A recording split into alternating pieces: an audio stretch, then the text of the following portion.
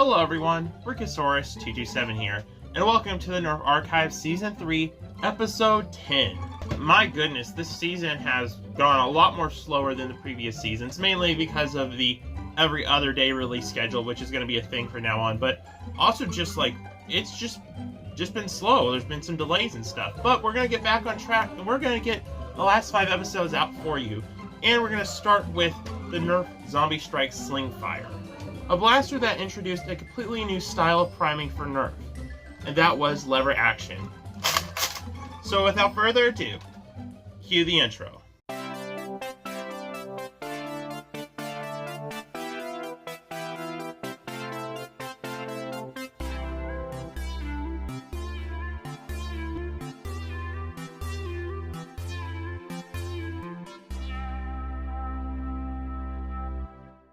The Zombiestrike Slingfire released back in 2014, so about 10 years ago. And it was one of the first Zombiestrike blasters. I believe the Hammer Shot was the first, but this was quickly followed, I believe around the same year, or the year after. And this was kind of a big deal, because before this, the only known lever action kind of Nerf-related blaster was I think it was called the Rapid Fire or something like that, or the Rapid Strike, like really weird name, but it was a Busby shell-fed lever action thing, and it was really cool. This blaster introduced the mag-fed lever action style to like the whole Nerf community with the standard magazines. And what really sucks is there's only 2 other blasters that have the same system. Sentinel from Busby and of course the Scavenger. And while I personally think those 2 blasters are both better, this is the one that started it all.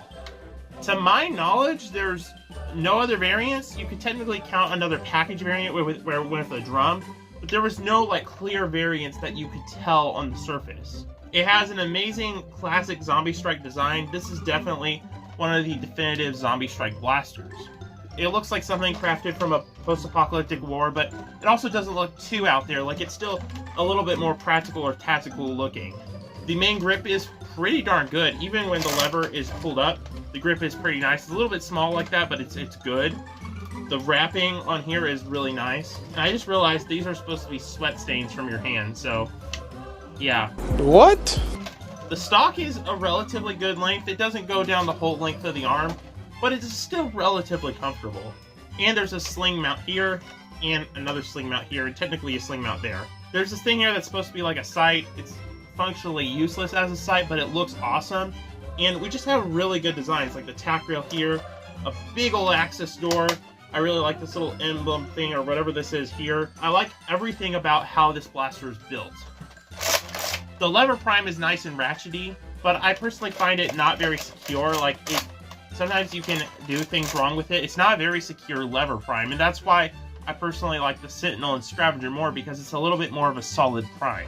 But this really light and kind of flimsy prime allows for some amazing tricks, and this is probably the best one to do some tricks with, because realistically, lever action is practical in many ways, but the main reason, one of the big draws to it, is all the tricks and stuff you can do, like that, or the cool classic one. All of that is just really cool. The blaster operates by pulling down on the lever, then you of course hit the mag release. The magazine release is pretty awkwardly situated, but it's not bad. You just have to kind of get used to using it, and it's okay. But you load 6 darts into the magazine. These are the darts that went with the Halo thing. These look awesome. Load the mag into the blaster, and there you go.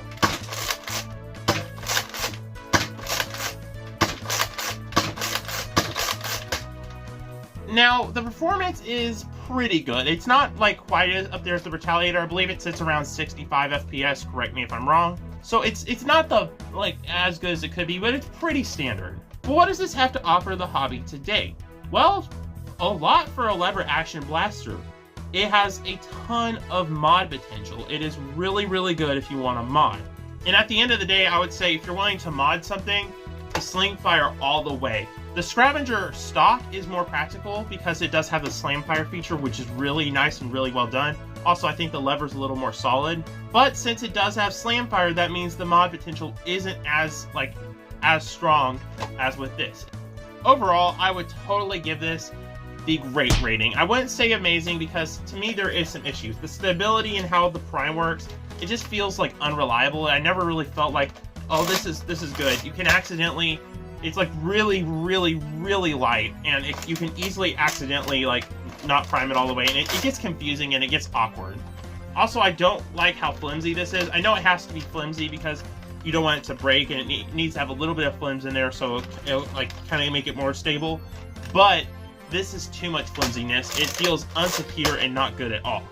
The Scavenger has a much better lever in my opinion. It's more short, it's more crisp, it's a little bit of a stronger, and it's just a little bit better in my opinion. This blaster does have a knack for jamming, but other than that, it's almost completely perfect. It's an amazing blaster, and I give it the great rating. And as for history lesson, there's not much history behind it besides that this was one of the first Zombiestrike blasters to release alongside the Hammershot, and that it quickly took over the hobby to become one of the most beloved blasters of all time. Anyway, guys, thank you all so much for watching. I hope you enjoyed this episode, and I'll see y'all in the next one. Bye-bye.